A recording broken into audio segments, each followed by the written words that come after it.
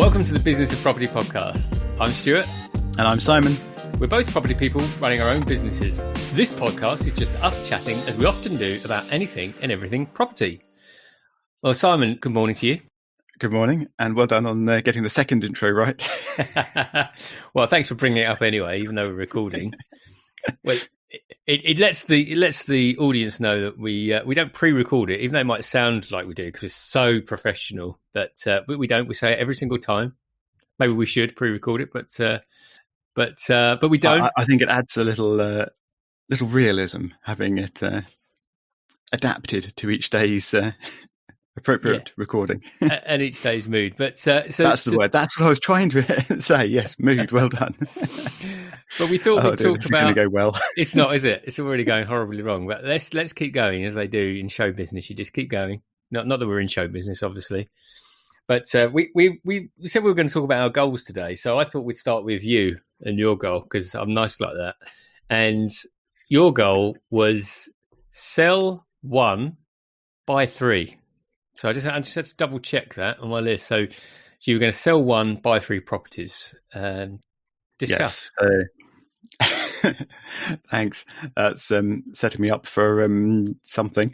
So these are our goals that we're revisiting. So we set these back near the beginning of the year. I can't actually remember when we recorded them or when we broadcast them to the world, but this was my property goal for the year: to sell 1 property that has quite a lot of equity in it, but a very low yield.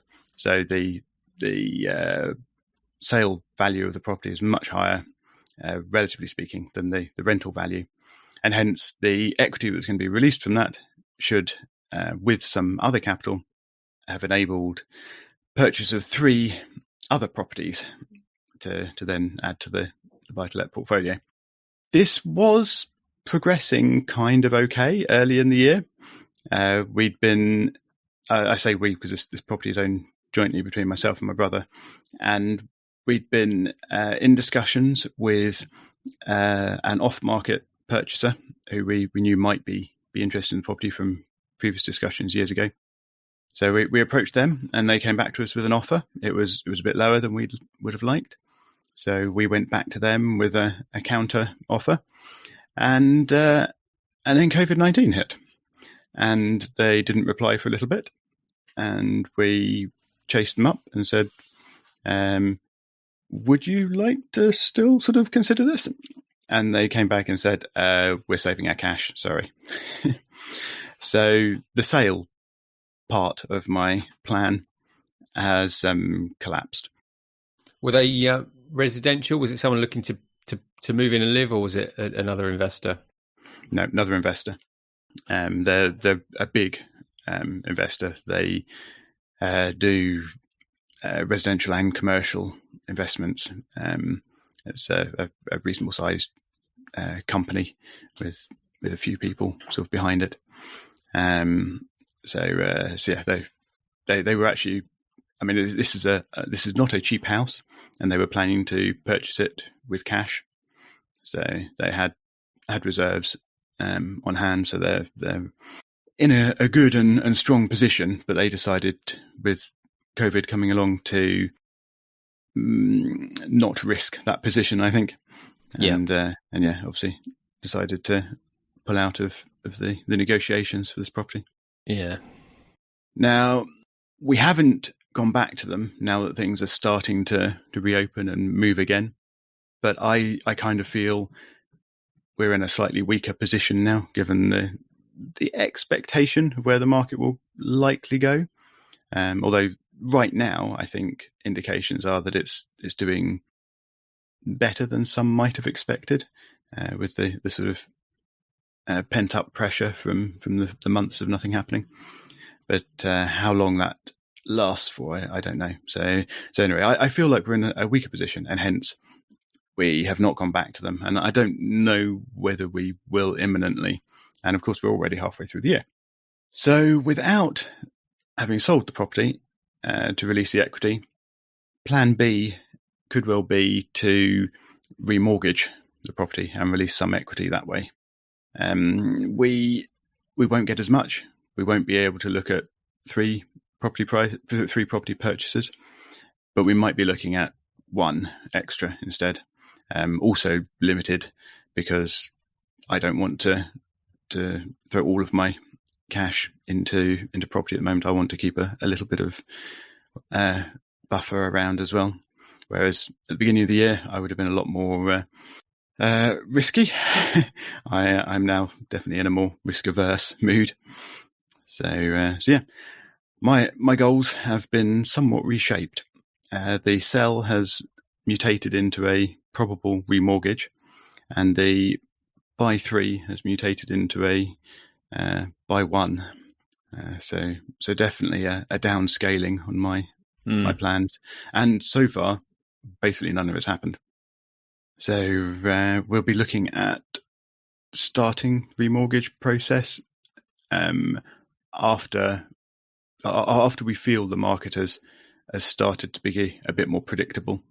So we're not going to remortgage and just leave the cash sitting around for months. We're going to wait a little bit until it looks like the market's not stable as such, but not over its sort of exuberance at being reopened. And once that's the case, and we know a bit more about what's going on, then we'll look at remortgaging, and we'll look at where we can put that money to better use. And out of interest, why wait? An abundance of caution, I think, really.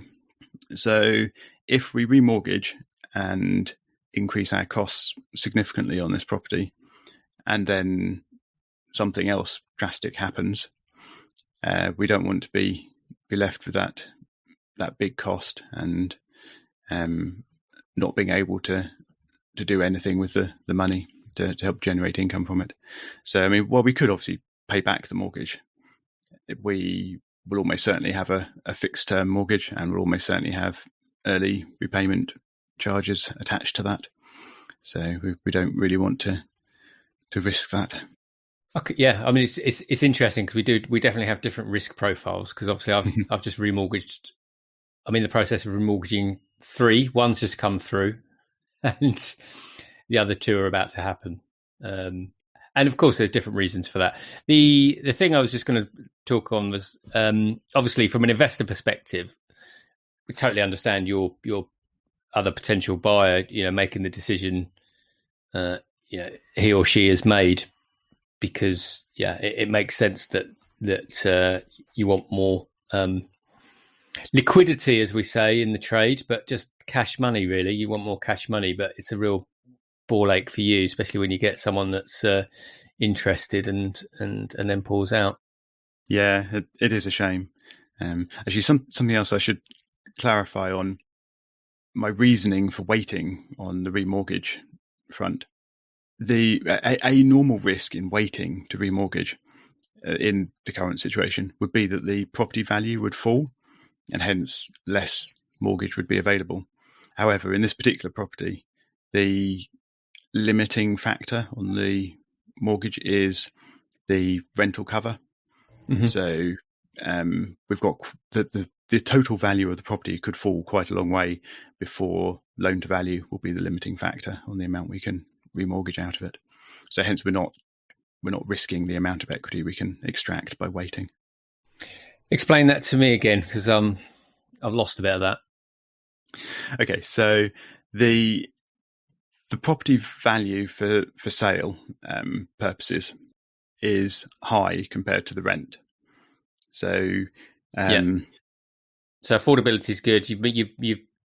You're okay with the rental stress test, yeah? Exactly, yeah. So the limiting factor, the limiting factor is the rental stress test. So based on that, we can probably only extract a maximum loan to value of about 60%. Right. Okay. Got it. Yeah. Because that's what I was going to ask you. Actually, I was going to ask you about that because I know that you've had that property for a bit. So I thought that's what I was thinking. Yeah. Obviously, so we've got a gap of 60% to 75% loan to value, where the price or the value of the property could fall before it would actually affect the amount of equity we can extract. So in my simple brain, that reduces risk because your LTV's lower than if you were maximising. It does, yes, you're right. But at the same time, it also reduces the risk of waiting. So, because it reduces the risk of waiting. yeah. So if we remortgage now and we put out 60% loan to value, and we have that cash sitting around, potentially doing nothing, then it's costing us a bit of money. And if some other unknown terrible thing happens, then we might have this mortgage hanging around our neck and a bunch of money which we can't do very much with. Well, your friend that was going to buy your property would argue that he's kept his money because when that next horrible things happen, he'll be in a much better position to take action because he'll have cash in the bank to make those purchases. Yes, and hopefully we won't be needing to sell it at a super reduced price. Well, no, I'm not talking about that. I'm talking about the money you'd potentially then have in the bank had you remortgaged. Yep, you're right. We would then have cash sitting in the bank, which would be a safety net in itself.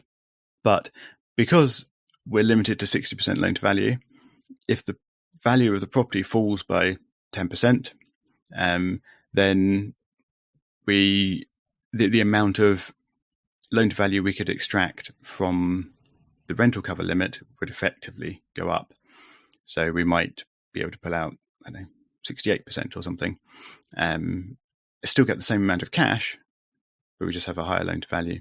So we can pull that money out later on and almost certainly still get the same amount of actual cash, even if the value of this particular property goes down, because we're not limited by the mortgage loan to value restrictions. We're limited by the rental cover restrictions, and the rent isn't going to change. Well, hopefully.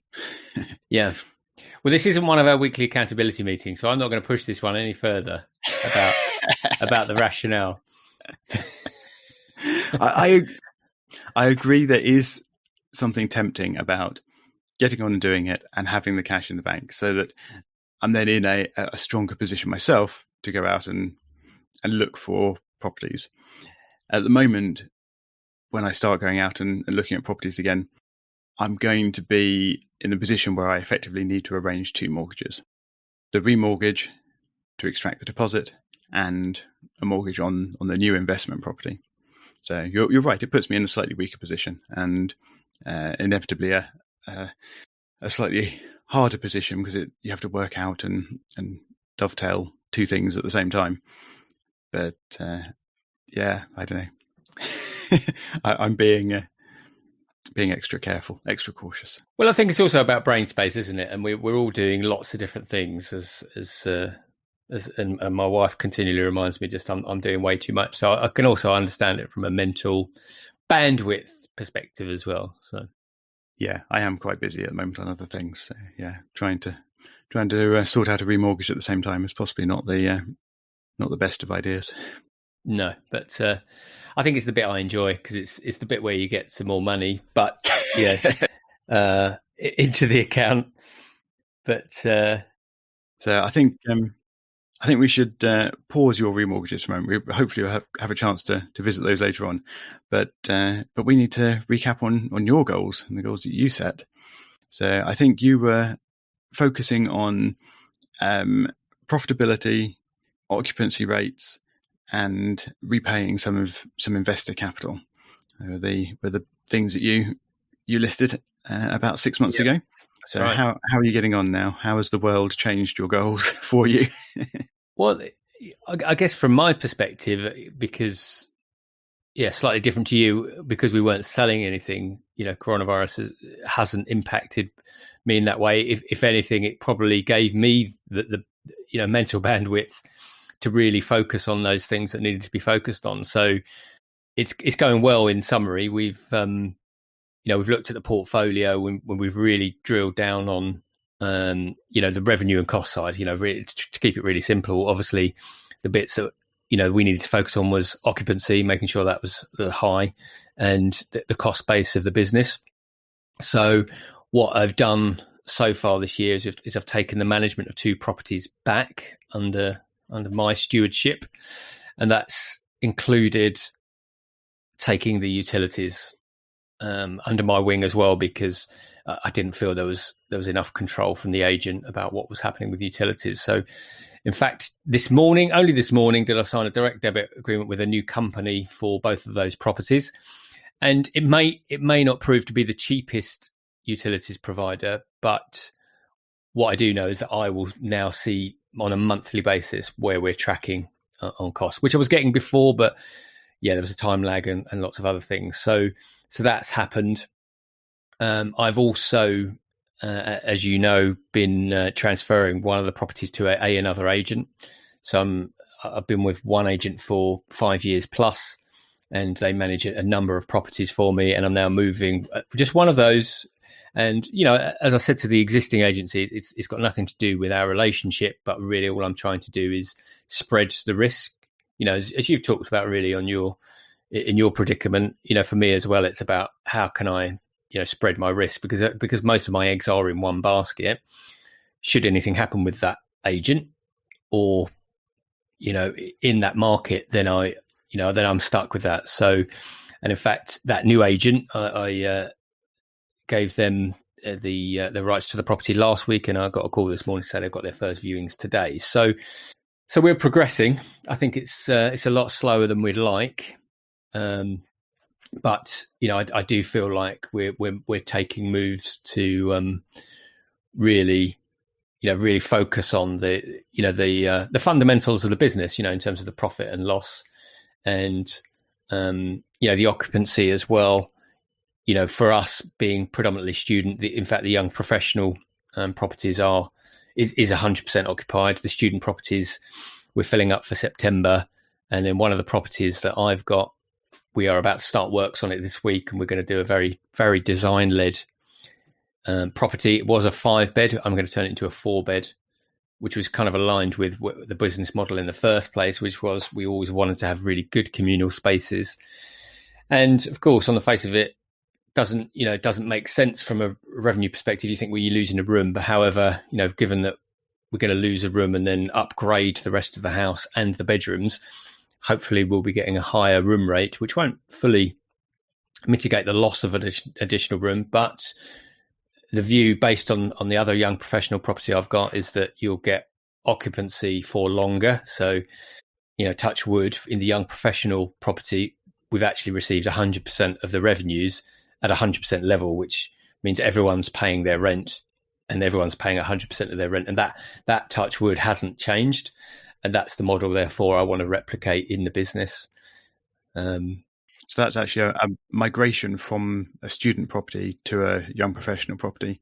So you're effectively moving markets there, and from one that you see as higher risk at the moment to a lower risk one, in order to provide more consistent income. Yeah, that's kind of how I see it. I think it's not that I think student is necessarily higher risk, because there are elements of student which I really like. Obviously, I've got 30 odd rooms, so there's something about the model I like. And the model is, once they sign up, they're in for 50 weeks. So unlike most rentals, we're not just thinking about 6 months chunks or less post the 6 months. For a student, we know 50 weeks. And typically, if the second years come in, we know we've got 2 years. But the other elements of the property, so increased maintenance costs, something I think you and I have spoken about before, both on the record and off the record, is, there are higher maintenance costs with them. Unfortunately, we don't reclaim as many of those costs as I would like. And again, that's another reason why I'm diversifying the portfolio with agents and in terms of the tenant profile that we're looking for. And essentially with the one property that's stood out like a shining beacon because of the fact it stayed occupied and the tenants are happy as well. That's it's a really big factor. Then I think, well, why don't we start cutting and pasting that model? Do you think you may expand that further within your portfolio over time, or is it too early to really make that decision? No, my gut feeling is definitely we'll be expanding. It's kind of where I did want to go with the business, which was to always create that much more co-living space where we're actually designing places and creating places to live where people want to, where people want to live and are proud to live. That was one of the things I always wanted to create, was somewhere people would be proud to live and wanted to invite their friends over, obviously when they're allowed to. And so really it's getting back to that. I think, speaking candidly, what happened was when I bought the properties, I spoke with a number of agents, and the student model was probably the student tenant was probably the easiest ones to get in because the houses were already set up for that profile. And of course, like I imagine, like a lot of people, if someone says, well, we've got 5 people ready to move in now, and that means revenue, I'm not going to say no. And that's kind of how it worked out. But I've realized now I have to stop the business. And that's kind of why these goals kind of got created at the start of the year, was to help reset the business actually a little bit.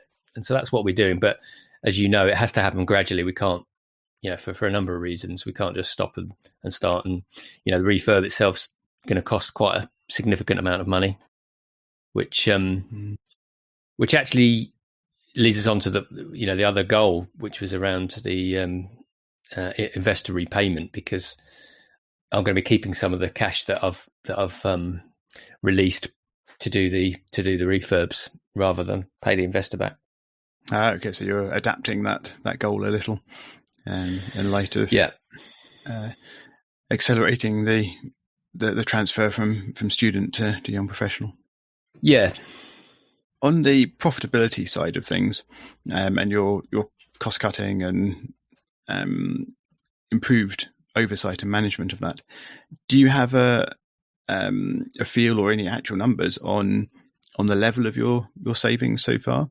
I mean, have you sort of knocked 10% off your costs, or 1% off your costs, or I mean, do you what sort of level do you think that's at the moment? Yeah, I have to see where the bills start coming in. So I've been given projections by the company that I'm about to use, and it's one of these companies that they provide. So really, they are a conduit, or they're the arbiter. So they'll be consolidating all of the utilities together. Some of them they won't be making any money on, but so they'll still be managing it in that way. They've given me ballpark costs, and they are lower than what I've paid in the last 2 years for the utilities. The short answer to your question is no, I don't know. But I spent literally a whole day at the start of this year going through all of the monthly bills for 2 of the properties, which sounds straightforward, but it's not when those bills are provided sort of willy-nilly via the agents. And you have to gauge your usage in terms of gas and electricity. So that took a day, and so my plan is I'll just be tracking against that. Obviously, the hope is that we'll be making savings, and I'll obviously keep you and anyone that's interested posted on that.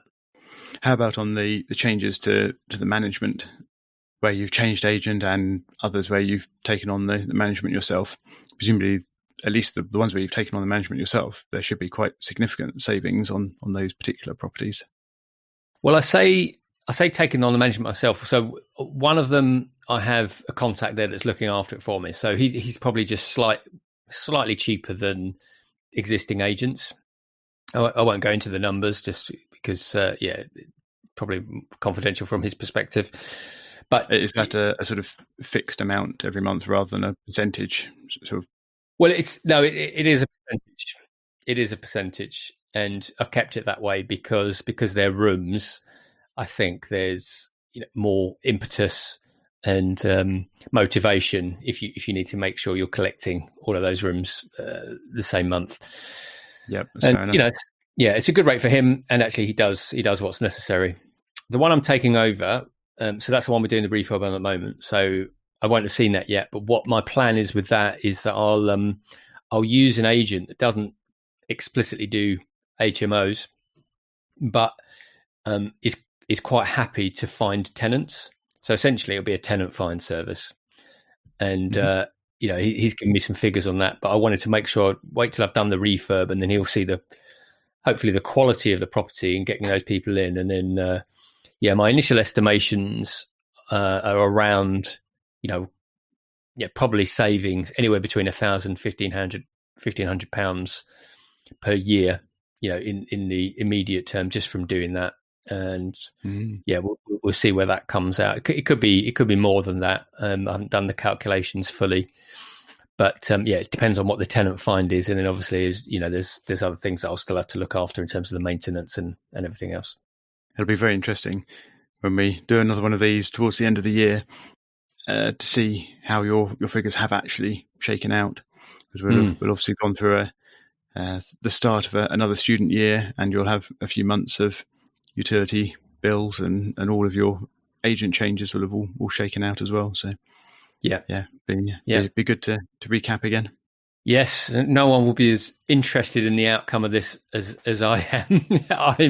I'm like a spectator too, just interested to see where it's coming. Yeah, I mean, obviously, you hope that these are making differences, and I've done other things in the last 12 months, like put timer stats in the properties where limits people can't just leave the heating on for 24 hours a day, 7 days a week, and I think some of these things just take a while to come through.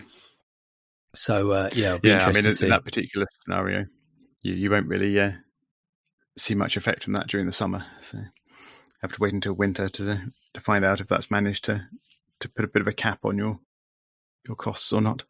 Yeah, exactly. And we have done that in some other properties previously, and also you've got to factor in the fact that in the last 12 months as well, energy costs have increased and fluctuated, so that can also impinge on the margin that you might have saved from putting in these systems to prevent overspend. Yeah, it's difficult, isn't it, to really compare like for like when so many things are all moving underneath you. A lot of moving parts. Indeed, yes. So we're pretty much out of time. We were going to talk about some remortgaging that you're doing. Do you think we should squeeze that in this time, or leave that until next week? Well, why don't we leave? That's gone unbelievably quickly, isn't it? Today, that's it has. I am wondering if that time is actually running at double speed or something. But well, let's leave it to next week, because it sounds like we've got a few bits to talk about. Okay then. You did the intro, Stuart, so the outro is yours. So everyone, hope you're enjoying the show. If you are, please don't forget just to leave us a little rating. Really helps us to get the message out there. As always, you can go onto the businessofproperty.com and you'll get all the show notes and information that we've talked about. And if there are any relevant links, they'll be added there too. Otherwise, we'll see you on the next episode.